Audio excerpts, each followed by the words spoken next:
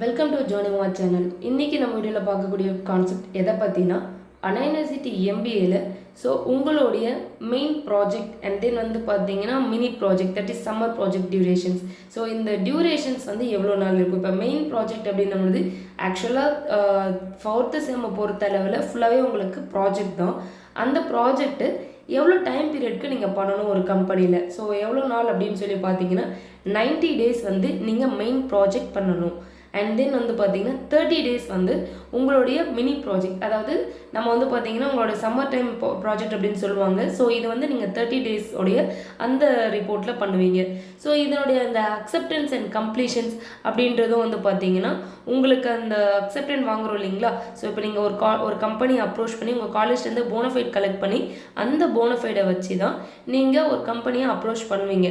So approach பண்ணும்பொழுது நீங்கள் வந்து இந்த கம்பெனியில் இந்த ப்ராஜெக்ட் டைட்டிலில் பண்ணலாம் அப்படின்னு சொல்லிட்டு அவங்க ஒரு அக்செப்டன்ஸ் லெட்டரை ஃபர்ஸ்ட் கொடுப்பாங்க. ஸோ உங்களோட டைட்டிலில் அதை மென்ஷன் பண்ணியிருக்கணும். அண்ட் தென் உங்களோட ரோல் நம்பர், உங்களுடைய காலேஜ் நேம், ஸோ இது எல்லாமே வந்து அதில் மென்ஷன் ஆகிருக்கணும். அண்ட் தென் அந்த மினி ப்ராஜெக்டில் 30 days அப்படின்றத மென்ஷன் பண்ணியிருக்கணும். ஸோ எந்த நாளில் இருந்து எத்தனை நாள், ஸோ அந்த டைம் கேப் வந்து பார்த்தீங்கன்னா 30 days வந்து இருக்கணும். அடுத்து இதே மெயின் ப்ராஜெக்ட் பண்ணுறோம் அப்படின்னா, ஸோ இப்போ 4th செமஸ்டர் பண்ணக்கூடிய ஸ்டூடெண்ட்ஸ்க்கு ஸோ இந்த டியூரேஷன் வந்து எடுத்துனோம் அப்படின்னா நமக்கு 90 days.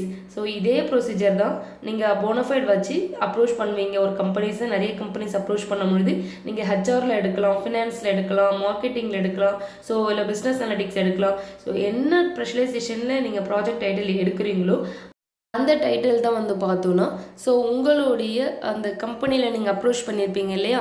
ஸோ அங்கே அக்செப்டன்ஸ் லெட்டரில் இந்த ஸ்டூடெண்ட் இந்த ப்ராஜெக்ட் டைட்டிலில் இந்த கம்பெனியில் பண்ணலாம் அப்படின்னு சொல்லிட்டு அவங்க வந்து ஒரு லெட்டர் பேட் வந்து கொடுப்பாங்க. That is acceptance letter.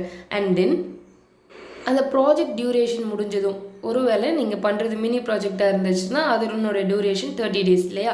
So அதே வந்து மெயின் ப்ராஜெக்டை 90 days. ஸோ இதுக்கப்புறம் உங்களுக்கு வந்து பார்த்தீங்கன்னா கம்ப்ளீஷன் லெட்டர், இந்த ஸ்டூடெண்ட் இவ்வளோ நாள் இந்த கம்பெனியில் ப்ராஜெக்ட் பண்ணியிருக்காங்க அப்படின்ற அந்த கம்ப்ளீஷன் லெட்டரையுமே வந்து பார்த்தோன்னா கொடுப்பாங்க. ஸோ இதை வந்து பேஸ் பண்ணி தான் நீங்கள் இதுக்கு இன்டர்மீடியேட்டில் தான் ப்ராஜெக்ட் ரிவ்யூஸ் வந்து காலேஜில் அட்டென்ட் பண்ணுவீங்க.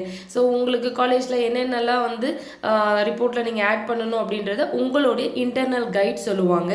அதுவே வந்து பார்த்தீங்கன்னா அவங்க வந்து இப்போ நமக்கு ப்ராஜெக்டில் கைட் பண்ணக்கூடிய அந்த ஸ்டாஃப் வந்து நம்மளோட இன்டர்னல் கைட்.